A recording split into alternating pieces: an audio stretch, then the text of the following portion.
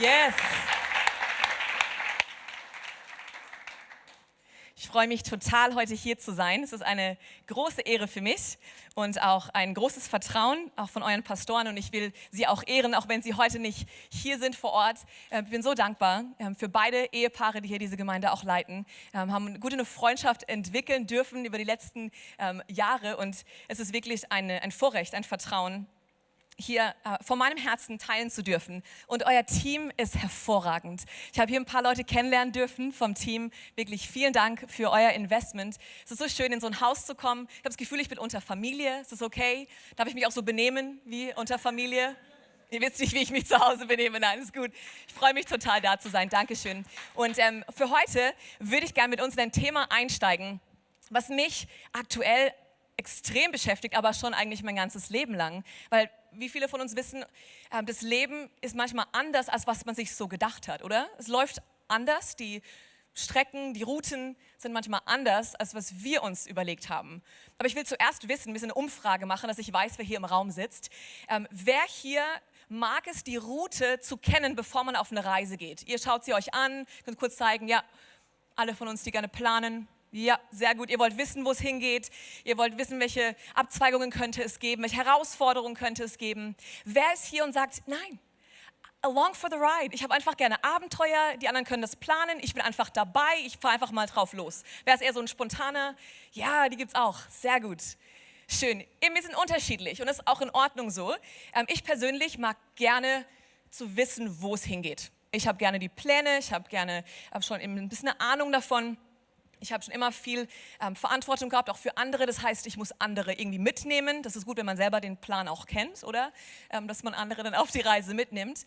Und habe das gern, aber habe gemerkt, dass 20 Kilometer in der Schweiz zu fahren mit dem Auto nicht bedeutet, wie zum Beispiel 20 Kilometer in Uganda oder in Pakistan, wo ich auch schon unterwegs war.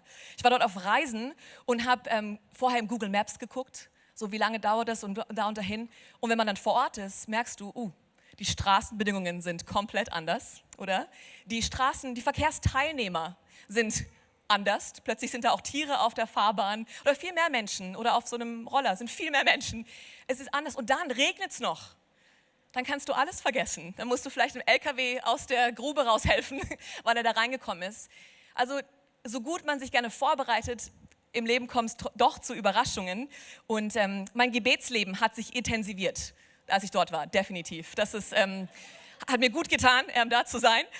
Und Planänderungen sind nicht immer sowas, was man gerne hat oder auch Unterbrechungen, Umleitungen oder wenn man auf dem Weg ist zur Arbeit nach Muttenz. Ich bin eben Sozialberaterin hier in der Neuen Welt und es gibt aus Deutschland herausgefahren ganz viele Baustellen auf dem Weg zur Arbeit, oder?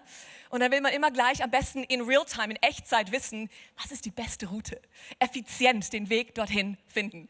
Und das klappt nicht immer gut. Aber ich mag das gerne. Ich habe Systeme, denen ich vertraue, wie zum Beispiel Google Maps. Vielleicht manche von euch mögen lieber Karten, also das Maps-Programm von Apple. Andere von euch sagen, nein, ich vertraue dem allen nicht. Ich nehme eine Papierkarte, wie auch immer. Du kannst ja schauen, was dein System ist. Oder das Navigationssystem vom Auto. Aber wir haben schon festgestellt, das Leben ist voller Überraschungen. Und du schaust vielleicht auf dein Leben zurück und hättest dir gerne ein paar von diesen Überraschungen erspart. Ein paar andere sagst du vielleicht, hey, das war so gut, habe ich gar nicht kommen sehen. Das war viel besser, als ich dachte. Aber es sind die schmerzhaften, die wir uns eben nicht wünschen oder eigentlich gerne hätten erspart. Die Frage ist jetzt, bin ich jemand, der gerne nach dem Weg fragt? Und da gibt es natürlich Vorurteile und Klischees, deswegen die werfen wir gleich zur Seite. Wer von uns würde sagen, hey, nach dem Weg fragen, das fällt mir ganz leicht? Hey, so viele demütige Menschen hier in der ICF, das ist wirklich schön. Ich merke, hier passiert viel, das ist super. Ich persönlich tue mir manchmal schwer, aber ich darf das ja auch lernen. Aber das zu erkennen, dass man sich verlaufen hat, auch beim Wandern in den schönen Schweizer Bergen und man denkt, nein, das ist schon der richtige Weg, oder? Und dann geht man die Abzweigung und dann geht man noch den Weg und so weiter. Und irgendwann denkst du, oh nein, ich habe es vorher verpasst, ich hätte eigentlich zurückgehen sollen. Da brauchen wir Hilfe im Navigieren. Und jetzt die Frage, wer steuert denn mein Leben? Das ist jetzt eine Wanderroute oder eine Autofahrt. Aber wer hat das Recht, die Route meines Lebens zu steuern und sogar auch zu korrigieren, während ich unterwegs bin. Bin ich da die Person, die auf dem Fahrersitz ist? Oder wer darf das machen? Und eben, wir schauen uns die Realität an oder die sieht anders aus als unser Plan. Kennt ihr das? Frustrierend. Manchmal schön, mit einem Velo unterwegs zu sein, aber da gibt es so Herausforderungen und denkst, wie bin ich nur hingekommen? Wie soll ich überhaupt dorthin kommen? Und das ist das Leben. Ihr alle kennt das, ihr könntet mir bestimmt ganz viele Geschichten erzählen, aber es gibt viele Umwege im Leben. Und für uns Control Freaks, die gerne alles vorher planen, ist das herausfordernd. Aber das Gute ist, es gibt jemanden, der unseren Weg auch korrigieren kann, der weiß, was kommt, der weiß, jetzt kommt die Grube oder da kommen die Bäume oder da musst du auf dem Boot, da kommst du nicht weiter. Erlauben wir ihm, das auch zu tun. Auch wenn wir meinen, nein, der Weg war aber richtig. Ich habe ihn doch vorher komplett ausgekundschaftet und ich weiß genau, da geht's lang. Und Gott sagt, nein, ich habe jetzt was anderes für dich. Bin ich da überhaupt offen für? Das ist schon eine wichtige Frage. Und ich würde sagen, wenn ich jetzt in den Raum frage, das wäre ich neugierig wieder, wenn ihr es mir zeigen wollt, bei wem ist das Leben bisher genauso gelaufen, wie ihr es euch vorgestellt habt? Genau. Auch noch ehrliche Menschen in diesem Raum, ist auch gut. Hey, das ist die beste Gruppe hier, freue ich mich. Und in der Bibel sehen wir natürlich, das passiert ständig, oder? Wir sind in guter Gesellschaft, wenn wir in die Bibel schauen. Ich muss an Abraham denken. Wenn du die Geschichte nicht kennst, Abraham wurde von Gott berufen, sagt, zieh aus in ein Land, das ich dir zeigen werde. Ja, was ist das bitte für eine Map, was ist das für ein Plan? Er musste losgehen in eine Verheißung, die er noch nicht kannte, er wusste nicht, wo sie war. Geh mal los, ich sag's dir dann auf dem Weg. Das ist herausfordernd. Ich muss an Jona denken, der gar nicht wollte, was Gott für ihn hatte und in die andere Richtung gerannt ist. Und dann kennt ihr die Geschichte, wurde er verschluckt von diesem Fisch und dann irgendwann ausgespuckt, genau da, wo er hin sollte. Das war eine Routenänderung, aber sowas von. Oder Josef, der Lieblingssohn, der Lieblingssohn zu Hause und wurde bevorzugt und von seinen Brüdern beneidet und dann irgendwann in die Sklaverei verkauft. Und am Ende kam er erst in eine Grube, dann kam er in ein Gefängnis und dann kam er in einen Palast. Er hat geträumt von Ruhm und von Macht. Aber der Weg dahin sah ganz anders aus. Also in der Bibel sehen wir im Alten Testament, Routenänderungen sind sehr häufig der Fall. Im Neuen Testament, ich will nur 3 bringen, Apostelgeschichte ist voll von den Jüngern, den Nachfolgern Jesu. Jesus war schon weg und jetzt sind sie geführt vom Heiligen Geist und jetzt sind sie unterwegs. So wie wir unterwegs sind. Und dann sehen wir Apostelgeschichte 8 zum Beispiel, wo Philippus auf eine Straße irgendwo in der Wüste geschickt wird, um dort was auch immer zu tun. Er hatte keine Ahnung. Und plötzlich kommt dieser äthiopische Kämmerer und er erzählt ihm das Evangelium und er erzählt ihm von Jesus. Und dadurch kam dann das Evangelium auf den afrikanischen Kontinent. Und Philippus war plötzlich weggebeamt. Also auch eine Routenänderung. Die Geschichte gibt es in der Bibel. Die Bibel ist spannend. Weiß nicht, ob du die Bibel schon mal gelesen hast. Ich kann es dir nur ans Herz legen. Es ist spannend. Apostelgeschichte 9, Paulus. Wenn ihr von Paulus schon mal gehört habt, er hat den größten Teil des Neuen Testaments geschrieben, was wir die zweite Hälfte unserer Bibel haben. Und er war auf der Verfolgungsjagd von Christen. Und Jesus begegnet ihm auf dem Weg. Und komplett eine Kehrtwende kommt in seinem Leben. Er wird korrigiert in seiner Route und wird plötzlich einer der stärksten Befürworter und Leiter in der christlichen Bewegung, in der christlichen Welt. Ohne ihn, wenn wir heute nicht da, geht es 2/3 der Bibel nicht. Oder Apostelgeschichte 16, wo die Apostel zu einem Ort wollten, auf dem asiatischen Kontinent, und der Heilige Geist hat es ihnen irgendwie verwehrt. Plötzlich hatte Paulus einen Traum und sagt, ich glaube, wir müssen nach Mazedonien. Komplett andere Route als gedacht. Und sie kommen rüber nach Mazedonien, sie kommen auf den europäischen Kontinent und dadurch kam das Evangelium, die gute Botschaft, nach Europa. Also Routenänderungen, am Ende hier, wenn wir zurückschauen, wunderbar, wie gut, dass diese Routen geändert wurden. Aber wie hat es sich wohl angefühlt, wenn man zwischendrin ist, wenn man mittendrin steckt, oder? Herausforderung pur. Ich muss dran denken an meine persönliche Geschichte. Ich bin mit 17 zum Glauben an Jesus gekommen, 17 Jahre alt, und ich habe mich verliebt in ihn. Ich habe das Evangelium gehört, ist es in mein Herz gefallen und ich habe davor sehr viel damit gerungen, weil ich wollte das alles verstehen und dann wollte ich alles fühlen und dann war ich so, okay, ich muss glauben. Und dann habe ich im Glauben wirklich diese Schritte gewagt und ich habe mich in ihn verliebt und ihm nachgefolgt und dann gab es so Verse wie Apostelgeschichte 1, Vers 8. Die Kraft des Heiligen Geistes kommt auf euch, damit ihr meine Zeugen seid dann in Jerusalem, Judäa, Samarien und dann bis an die Enden der Erde. Und ich heiße Lörracher und bin aus Lörrach ursprünglich, okay? Ich war so, die Enden der Erde klingen wundervoll. Herr Jesus, schick mich an die Enden der Erde, oder? Das habe ich wirklich gedacht. Dann habe ich angefangen, bei mir in der Gemeinde, in der Kirche mitzudienen und habe ein Herz für die Menschen bekommen im Bereich soziale Dienste. Und ich wusste, ich kann nicht mehr weg. Ich habe mich verliebt in die Menschen um mich herum. Ich war so, unsere Stadt, unsere Städte hier, unsere Region braucht Hoffnung, braucht Hilfe. Und ich wusste damals nicht, anzufangen, die sozialen Dienste dort zu übernehmen und zu leiten, würde jetzt bedeuten, jetzt vor 2 Jahren habe ich als Sozialberaterin angefangen in der neuen Welt. Ich werde nächste Woche zügel ich nach Basel, Lörracher zügel nach Basel, wie geht das? Jetzt mein Beruf, mache jetzt sozialdiakonische Vernetzung, darf mit euren Pastoren noch zusammenarbeiten, hier in Basel Menschen mit dem Evangelium zu erreichen und mit sozialen Diensten ihnen sie zu unterstützen, hatte ich damals überhaupt nicht auf dem Schirm. Ich habe einfach das getan, was mir wie vor die Füße gefallen ist. Ich habe eine Not gesehen, mein Herz war bewegt und habe das gemacht. Das war ein Bereich. Und dann ein anderer Bereich, vor ein paar Jahren war etwas wie Covid, ihr kennt es noch, 2020, schon lange her. Und ich war eine Woche in Quarantäne, völlig ungerechtfertigt und unnötig. Ich war gesund und alles, aber ich war eingesperrt und ich bin jemand, ich bin gerne unterwegs. Ich bin gerne wirklich mit Menschen und dachte ich habe jetzt 2 Möglichkeiten. Entweder wird das die schlimmste Woche meines Lebens, weil ich in meiner kleinen 2-Zimmer-Wohnung eingesperrt bin, oder Herr, hast du eine Routenänderung für mich? Hast du was für mich? Und ich habe damals angefangen, einen Podcast aufzunehmen. Mit meinem Handy, in meinem Wohnzimmer, mit meinem Hund, der durch die Gegend gerannt ist, habe ich angefangen. Vor 2 Jahren, also 4 Jahre später, durfte ich bei Bibletunes anfangen, einem christlichen Podcast-Unternehmen. Nächste Woche ist der Detlef hier zur Predigt und darf jetzt ab September dort angestellt sein, hier in der Schweiz. Ich hatte keine Ahnung. Absolute Routenänderung. Und es kommt jetzt alles zur gleichen Zeit. Ich staune einfach, wie Gott das tut. Aber es sah damals gar nicht glorreich oder glänzend oder gar schön aus. Es war eine schwierige Woche, aber daraus ist was ganz Tolles entstanden. Es gibt unterschiedliche Umwege im Leben, oder?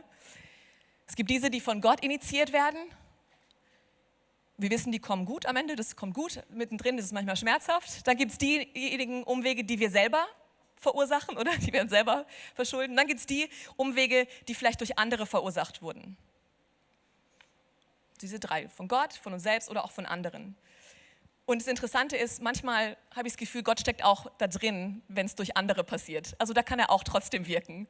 Aber woher kommen diese Umwege? Und manchmal habe ich vielleicht die Angst, ich weiß nicht, ich will keine falsche Entscheidung treffen. Vielleicht stehst du gerade an einem Punkt in deinem Leben und du bist wie gelähmt. Du musst eine Entscheidung treffen, aber du weißt nicht, was ist jetzt das Richtige. Und vor lauter, ich will bloß nicht falsch abbiegen, ich will nicht die falsche Abzweigung nehmen, triffst du lieber keine Entscheidung. Und du bleibst irgendwie feststecken. Und ich liebe es, dass Gott uns Dinge verheißt, uns einfach an die Hand gibt, damit wir dieses Leben wirklich auch meistern können und nicht nur irgendwie überstehen, die Jahre, die wir hier haben. Und ich musste daran denken, dass Gott uns sein Wort gibt. Er gibt uns sein Wort. Und das lesen wir in Psalm 119, Vers 105. Dein Wort ist eine Leuchte vor meinem Fuß und ein Licht auf meinem Weg. Wir brauchen Licht, oder wir brauchen sein Wort, was uns Licht gibt. Das heißt, findest du das in seinem Wort, was du als Frage in deinem Leben hast? Findest du da Hinweise? Weil manche Leute denken, dass der Wille Gottes so eine Zielscheibe ist, so wie so beim Dart spielen oder genau so ein Bogen, Pfeil und Bogen. Und ich muss da so in die Mitte treffen, sonst wird es nicht gut, ja? Sonst daneben ist vorbei. Aber das Schöne ist, dass es bei Gott nicht so ist. Da dürfen wir echt durchatmen. Ich glaube, dass es eher ein bisschen wie Leitplanken auf einer Autobahn vielleicht aussieht oder sogar wie ein Tor. Jetzt gerade, wenn wir an die WM denken, oder? Für uns beide Länder ja nicht gut ausgegangen, leider. Aber wir schauen uns dieses Tor an. Es sind Pfosten, da ist oben eine Latte und plötzlich ist da Raum. All das trifft ins Tor. All diese verschiedenen Bereiche zwischen diesen dreien. Oder auf einer Autobahn eben, da ist Bewegungsfreiraum zwischen den Leitplanken.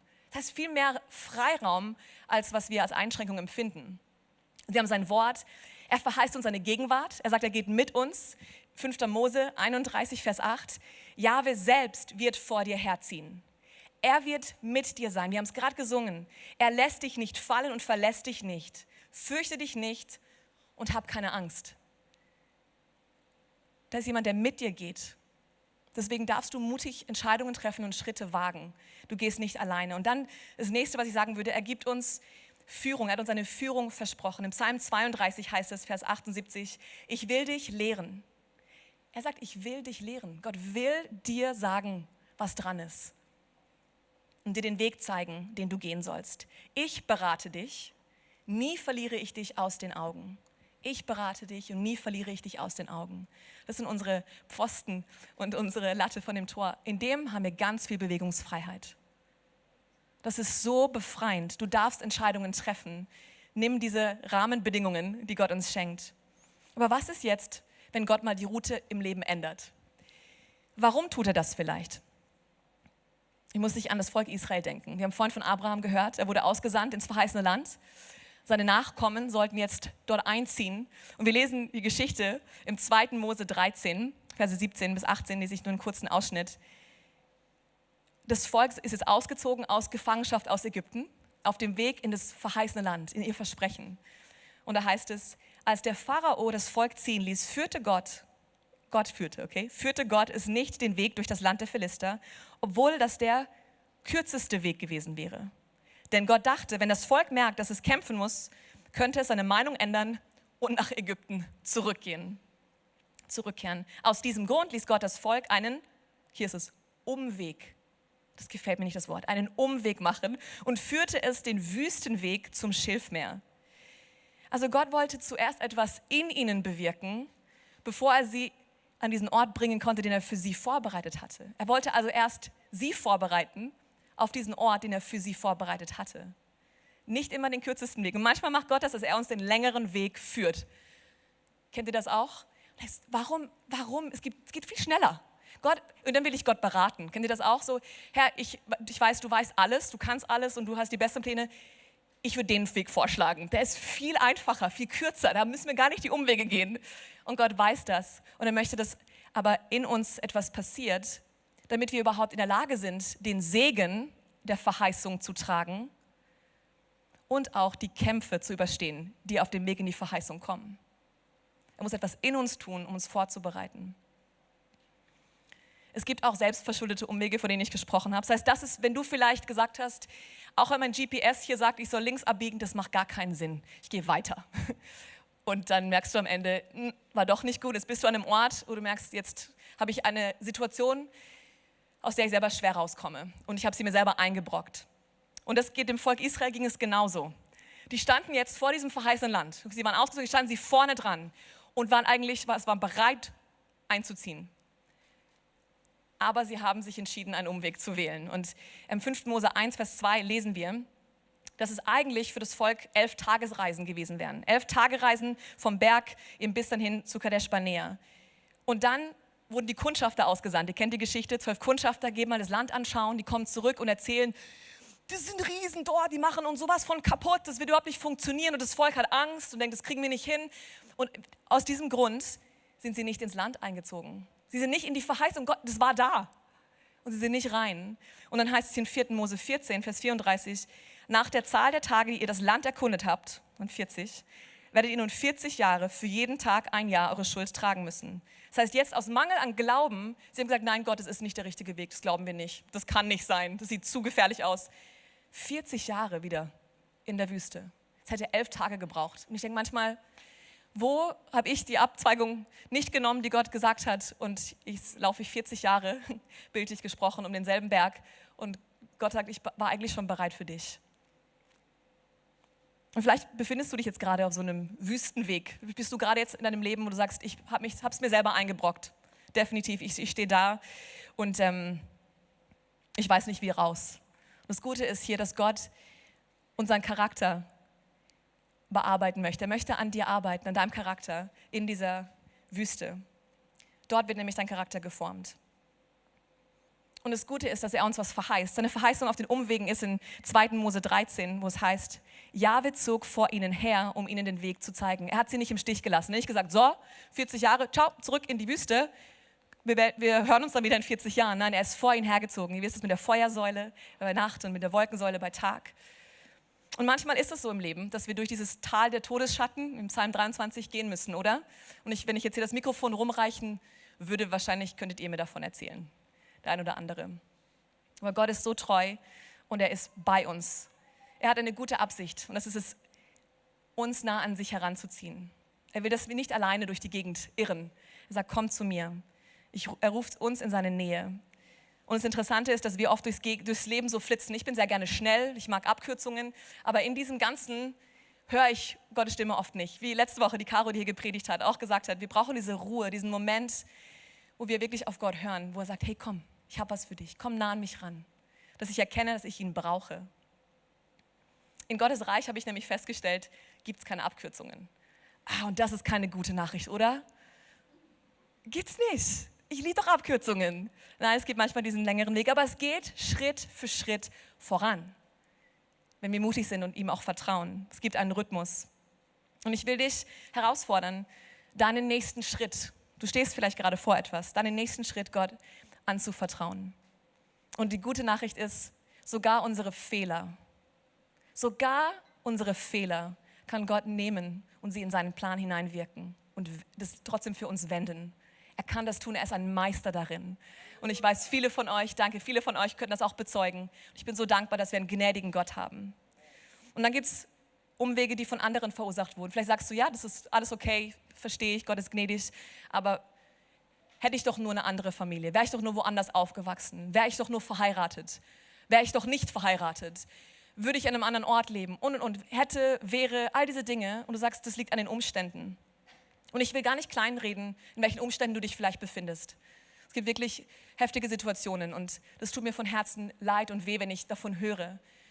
Und gleichzeitig bin ich davon überzeugt, dass Gott etwas in uns und durch uns tun möchte und dass wir ihm das erlauben dürfen in der Situation, in der wir jetzt gerade sind. Ganz unabhängig von den Umständen, ob sie von anderen bewirkt wurden oder von uns selbst. Im christlichen Leben geht es nämlich nicht darum, an gewisse Orte zu kommen, Ziele zu erreichen, groß rauszukommen. Es geht darum, Christus ähnlich zu werden. Das ist einfach, falls du hier bist und du bist zum ersten Mal zu Besuch und du hörst dir das an und denkst, was ist eine christliche Gemeinde, was ist das? Nachfolger Christi. Das, was vorhin die Ronja so schön erklärt hat, das haben wir angenommen und wir gehen voran. Und eben diese Aussage hier, keine Veränderung der Umstände und kann einen Mangel, einen Defekt oder einen Fehler in deinem Charakter beheben. Also nur aus den Umständen rausgenommen zu werden und dann drüben eingepflanzt zu werden, aus der Beziehung rausgenommen zu werden und hier drüben aus dem Job rausgenommen zu werden, hier drüben aus diesem Land rausgenommen zu werden, hier drüben eingepflanzt zu werden, ändert noch gar nichts. Du nimmst dich ja mit. Und es ist Gott, der in uns etwas bewirken möchte. John Mark Comer sagt in Practicing the Way, denn das Ziel des christlichen Weges ist es, Gott ähnlich zu werden. Gott ähnlich zu werden. Manchmal ändert Gott die Route unseres Lebens. Und vielleicht bist du gerade an so einem Punkt, weil er uns einfach nah an sich ranziehen möchte. Dass du nah bei ihm bist, dass du seine Stimme hörst, dass du ihm zuhörst. Manchmal tut er es, weil er etwas in uns bewirken möchte. Er möchte uns verändern, er möchte, dass wir mehr werden wie Jesus. Manchmal tut er es, weil er etwas durch uns bewirken möchte. Durch uns. Wenn ich an die Geschichte in der Bibel denke, die ich vorhin kurz zitiert habe, danach war immer eine Auswirkung, dass etwas passiert. Er wollte etwas durch sie bewirken. Und manchmal ändert er unsere Route, weil er was Besseres für uns bereithält. Was Besseres. Wir können es nur noch nicht sehen. Und die Frage ist, können wir seinem Charakter glauben? Und es ist die Frage auch, was ist, wenn Gott die Route ändert? Wie gehe ich jetzt vor? Gib mir ein paar Schritte. Was kann ich tun, wenn das passieren sollte? Und ich würde dich ermutigen, wenn Gott die Route bei dir ändert, vertraue seinem Charakter. Vertraue seinem Charakter. Da geht's los. Glaube. Vertraue ich, dass er es gut meint, dass er gute Pläne hat. Alle anderen Schritte kommen danach. Es ist dieses, kenne ich ihn persönlich? Kennst du deinen Jesus ganz persönlich? Und wenn nicht, dann will ich dich ermutigen, dein Herz für ihn zu öffnen. Er ist gut und hat gute Absichten für dein Leben. Und vertraue seinem Charakter. Und das nächste, was ich sagen würde, ist, halte seine Hand. Sei ganz verbissen, wie so ein kleiner Terrier, der sich irgendwo festbeißt. Halte die Hand und lass niemals los. Er lässt dich übrigens nicht los. Er hat dich im Griff. Er hält dich, auch wenn dein Leben wankt. Behalte seine Hand fest. Halte sie fest. Und dann, du vertraust ihm, du hältst seine Hand, folge seinem Reden. Sei mutig. Geh die Schritte, die er dir zeigt. Und es heißt vielleicht manchmal sogar, zu bleiben an dem Ort, an dem er dich gerade hat. Das braucht Glauben, oder? Nicht nur zu gehen, auch dazu bleiben. Halte seine Hand, folge seinem Reden und dann erlebe sein Wirken. Erlebe, was er tun will. Es ist Gottes Absicht, schon immer mit der Menschheit, wenn wir das erste Buch Mose lesen, gleich am Anfang, mit dem Menschen Beziehung zu haben und zu wandeln. Er will mit dir und mit mir, wie mit Adam im Garten, er will mit uns wandeln. Und dazu lädt er uns ein. Und ich will dich einladen, einen kurzen Moment innezuhalten. Und vielleicht kurz auf dein Leben zu schauen. Wenn du möchtest und dich wohlfühlst, du kannst die Augen schließen, um dich besser zu konzentrieren. Fühl dich ganz frei. Und wo du sagst, ganz ehrlich, wo du in dein Herz reinschaust und dich fragst, auf dieser geistlichen Reise, auf der du dich befindest, gab es vielleicht ein paar selbstverschuldete Umwege. Und da brauchst du jetzt vielleicht einfach Heilung in dem Moment, wo du dir selber auch vergeben musst. Bring das doch vor den Herrn und sag, Gott, ich will um Vergebung bitten. Da habe ich nicht auf dich gehört oder da bin ich einfach falsch abgebogen. Da war ich rebellisch, wie auch immer. Hol dir die Vergebung von ihm. Seine Arme sind offen für dich. Oder du schaust auf dein Leben und merkst, wow, jetzt im Rückblick sehe ich da tatsächlich Umwege, Umleitungen, Routenänderungen, die wirklich von Gott waren. Danke, Herr, für deine Bewahrung. Danke für deine Neuorientierung.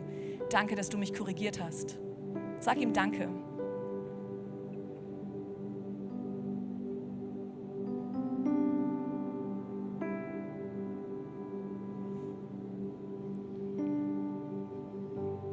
Ihr dürft mich gerne wieder anschauen. Vielleicht gibt es auch Dinge, die dir jetzt aufkamen, wo du merkst, da ist noch Schmerz. Da ist einfach noch so dieser Verlust oder dieser Schmerz, wo du sagst, ich brauche da wirklich, dass Gott da reinkommt und da Heilung bringt. Ich muss lernen, richtig zu trauern. Und ich will das wirklich dir sagen. Wenn wir nicht richtig trauern, auch Dinge, die vielleicht unwiederbringlich vorbei sind, es gibt kein Zurück mehr.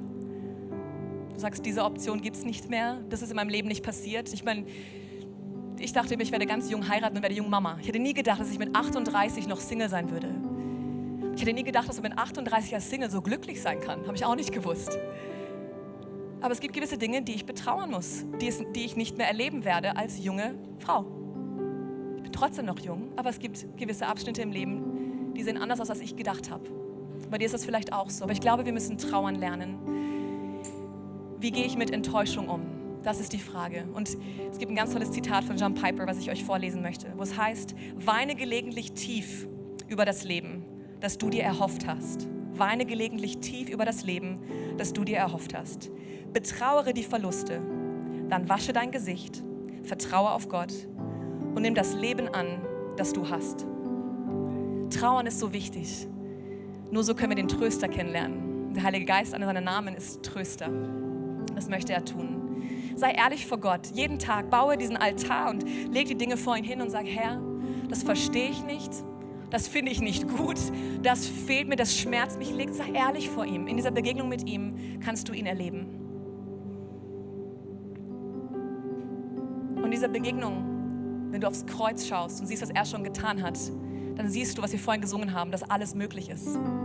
Es ist alles möglich durch ihn und durch sein vollbrachtes Werk. Und vielleicht merkst du jetzt gerade, ich bin auf einem Weg gewesen und heute ist wie so als ob ich ein Stoppzeichen gebe, ein Umleitungszeichen gebe und sage, hey, du bist nicht zu weit weg vom Weg, du bist nicht zu weit abgekommen. Ich hatte wirklich im Gebet diesen Eindruck, dass ein paar denken, ich bin schon so weit vom Weg abgekommen, glaub mir, es gibt kein Zurück mehr. Nein, Gott ruft dich zurück. Als Vater, der sagt, hey, mein Schatz, komm zurück, mein Sohn, meine Tochter, komm zurück. Du bist noch nicht zu weit weg. Er sieht dich, er hält dich. Komm zu ihm zurück. Verstecke dich nicht. Sei offen vor ihm und bitte ihn, dich zu korrigieren, dich anzunehmen und dich wieder auf den richtigen Weg zu setzen. Ich hatte letztens ein Erlebnis in unserer Stadt, da war ich beim Arzt und dann bin ich zum Parkhaus und dann ist eine Frau rumgerannt und die war am panisch suchen, am Rufen, irgendwie, Johannes, Johannes, Johannes. Ich war so, was ist los? Die suchte ihr Kind, die suchte ihren 6-jährigen Sohn, ihren 2-jährigen Sohn und noch ein anderes Mädchen, die auch 2 Jahre alt war und die waren weg. Die waren einfach weg. Und ich habe meine Pläne zur Seite geschoben und gesagt, wie kann ich dir helfen? Wir sind rumgerannt und rumgesucht und dann irgendwann im untersten Stockwerk von einer Tiefgarage waren diese 2 Kinder. Ich habe sie dann gefunden, habe die Mama geholt, dazu gebracht. Und diese Mutter war panisch und plötzlich findet sie ihre Kinder und denkt, oh, sie sind da. Und die Kinder waren die waren Schlingel. Die haben gedacht, sie spielen Verstecken mit der Mama. Die haben nicht gewusst, was sie da gemacht haben. Aber diese Freude dieser Mutter, ihre Kinder wieder zu sehen und diese Freude, sie war so dankbar für mich, dass ich ihr geholfen habe. Ich habe meine Pläne, während alle weitergerannt sind, zur Seite gelegt. Und ich glaube, dass es diese Wiedersehensfreude von Gott ist, wo er sagt, oh, egal ob du weggerannt bist, ob du Verstecken gespielt hast, du bist mein Kind, komm wieder zurück. Und für uns andere, die wir seine Kinder sind, wir haben einen Auftrag. Sind wir bereit, Dinge stehen und liegen zu lassen, um ihm dabei zu helfen, seine Kinder zu finden? Das ist unser Auftrag. Dafür sind wir noch da. Es ist so ein Potenzial in dieser Kirche, so viele wunderbare Menschen und so viele Lebensgeschichten. Und Gott möchte dein Leben führen. Würdest du ihm das erlauben? Lass uns unsere Köpfe neigen, einfach einen kurzen Moment im Gebet nehmen. Ich würde sehr gerne für uns alle hier beten. Und ich danke dir, Herr, für deine Erinnerung. Die Erinnerung daran, dass du gut bist, dass du vertrauenswürdig bist und dass du die besten Pläne hast. Herr, wenn du ein guter Gott bist, was du bist, dann wollen wir die besten Pläne haben, die du für uns hast. Und ich will jetzt hier für jeden einzelnen kostbaren Mann, jede kostbare Frau hier beten. Du kennst jedes Herz, du kennst jede Geschichte. Und ich bitte dich, Herr, sprich zu ihnen ganz persönlich. Heiliger Geist, begegne ihnen. Und vielleicht ist es Zeit, zurückzukehren zu Gott, wo du auf Umwegen warst. Vielleicht ist es an der Zeit, zum allerersten Mal zu erkennen, ich war ohne Gott unterwegs und ich möchte gerne mit ihm unterwegs sein. Ich will ihm mein Leben anvertrauen. Ich will Ja sagen zu Jesus. Und für eine andere Person, Herr, der wirst du vielleicht begegnen, weil sie Heilung braucht. Und ich bete jetzt gerade für Heilung, für dass Trauer richtig passieren kann und dass du Dinge wieder herstellst und dass du Neues schaffst. Du bist der Gott, der Neues tut. Du bist der Gott der zweiten Chance. Und ich will hier jeden segnen und aussprechen. Es ist nicht zu spät. Heute ist der Tag der Errettung. Heute ist der Tag der Umkehr. Und heute ist der Tag, an dem wir zu dir rennen, unserem guten Vater und demjenigen, der unsere Route führen darf, der unsere Route ändern darf. Wir vertrauen dir. Komm du und hab deinen Weg in uns. In Jesu Namen. Amen.